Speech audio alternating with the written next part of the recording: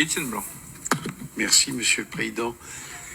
La France, au Mali, a été victime, si on peut utiliser cette expression, d'une campagne extrêmement puissante de la Russie contre la force Barkhane. On l'a vu sur les télévisions avec ces manifestations des drapeaux russes, on appelait Poutine à la rescousse. Alors peut-être est-ce que ça a été montré à l'excès en France, mais enfin ça a été parfaitement visible. Vous nous dites dans votre propos que se développe au Mali un souverainisme de plus en plus puissant, comme il se développe dans les pays voisins, au Burkina, au Niger, mais ailleurs aussi en Afrique, comme il se développe aussi en Occident.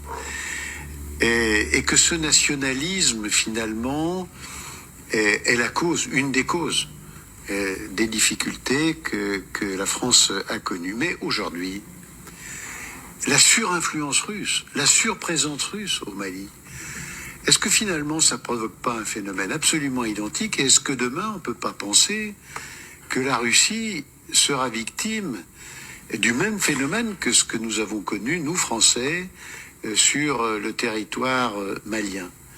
La Russie connaît des échecs militaires. Sur le Sahel, les populations commencent à s'organiser au Sahel lui-même, mais aussi dans la diaspora, puisque un grand nombre ont fui en Mauritanie et en Algérie, commencent à s'organiser de manière de plus en plus efficace contre l'armée malienne et contre ce qui reste de Wagner ou de ses remplaçants. Est-ce que ça ne laisse pas un peu d'optimisme quand même pour imaginer assez rapidement, semble-t-il, une chute de la junte malienne et la reprise en main par les civils du pouvoir malien?